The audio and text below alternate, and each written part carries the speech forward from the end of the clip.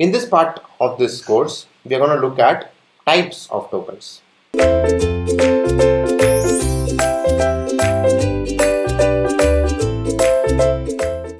have already seen what is this tokenization, converting physical asset or a digital asset into the tokens using blockchain, tracking the ownership of the tokens by a smart contract. Right now, we'll talk about the types of tokens. What all types can you create? Right. So there might be multiple use cases of a token. Theme parks token is not equivalent to a loyalty point token, right? So that way we need to think about different types of tokens that can be created in the blockchain, right?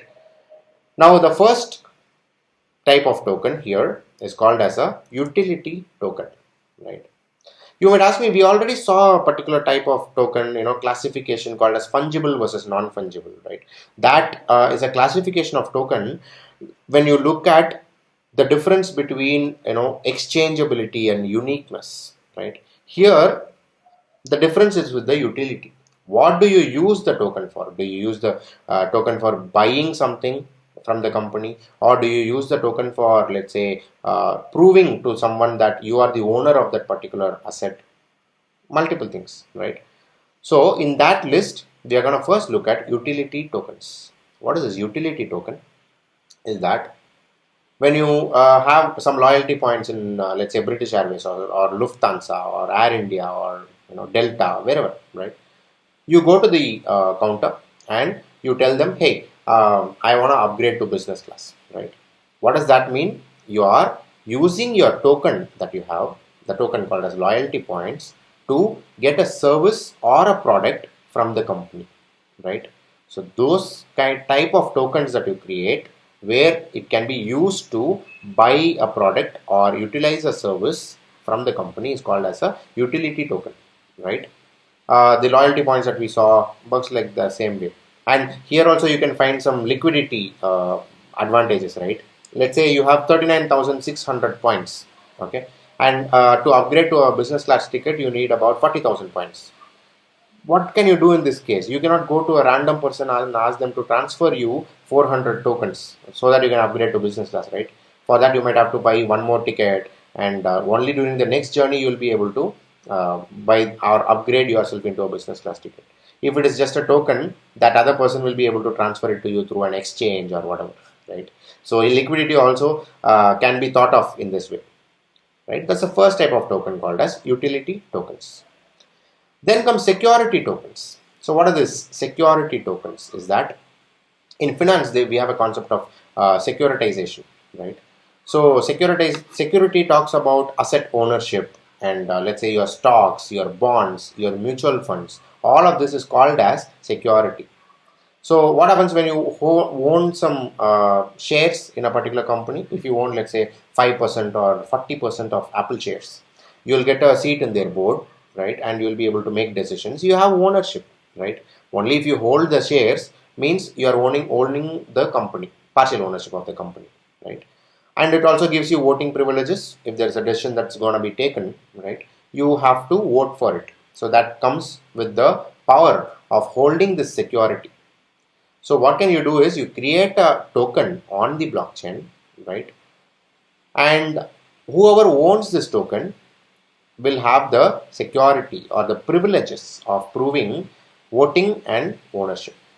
That's the concept of security tokens. Okay. Uh, when does which company chooses what type of these utility or security token depends on the use case, right?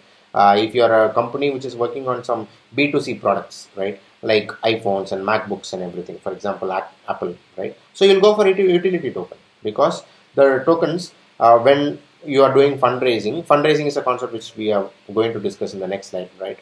So when you are going for fundraising, you will give tokens to someone, right? And these people will be able to buy your products and services because the product that you create is used by the general public, right? B2C. Security. For example, let's say a thermal power plant is going for a fundraising using tokens. They cannot offer utility token so that, okay, you have one token, you will be able to buy 1 megawatt of energy from me. That's not how power distribution works, right? So in these cases, they'll go for a security token, right? Within security tokens, we have something called as equity token and a debt token. Equity, I mean, if you know this term, right, in finance, equity is also the shares, right, shares and stocks and everything.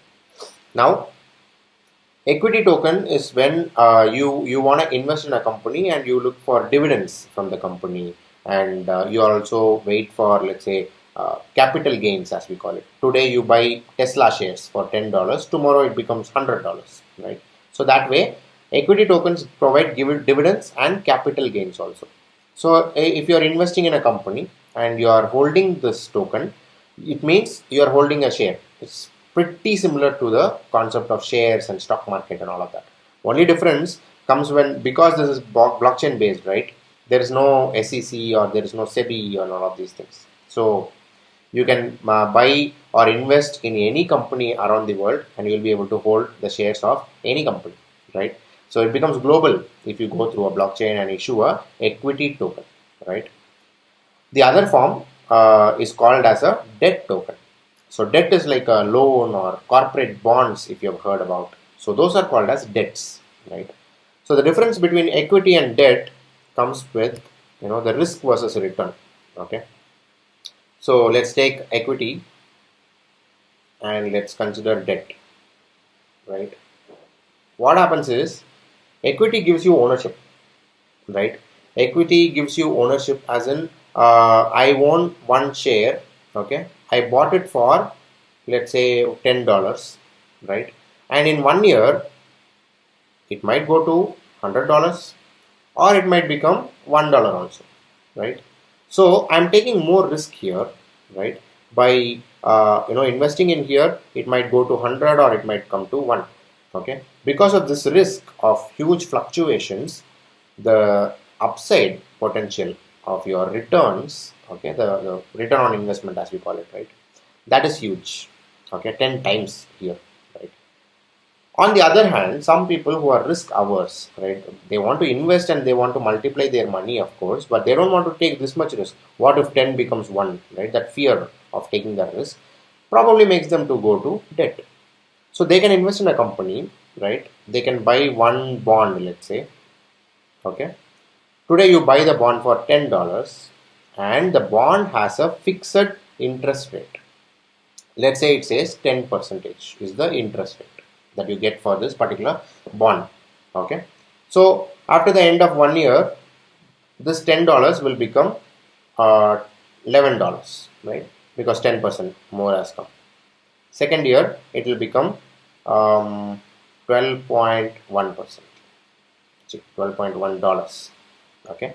So that way, year on year, you will keep on getting 10% as the interest. Nothing more, nothing less.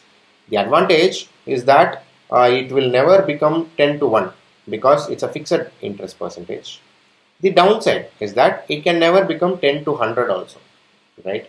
So there is always this risk versus return that's there in investment. Okay, the more risk that you take, the more upside you can gain. Yeah, that's why cryptos and all is huge, right? The fluctuation that happens in Bitcoin and all of that, you're taking a risk, it might go to zero as well. But because you're taking the risk, there's a huge upside as also, right?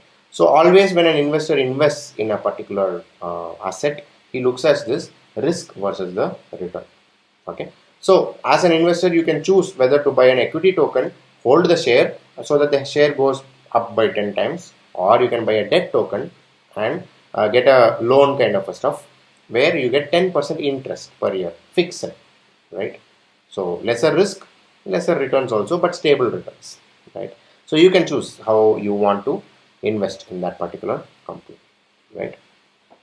So that is the concept of debt tokens. So now I think you have understood the 4 types of things. This will be more clear while you look at how fundraising happens in a blockchain based fundraising that is done globally and all of these things. Next we are going to discuss that only. We'll see in that section.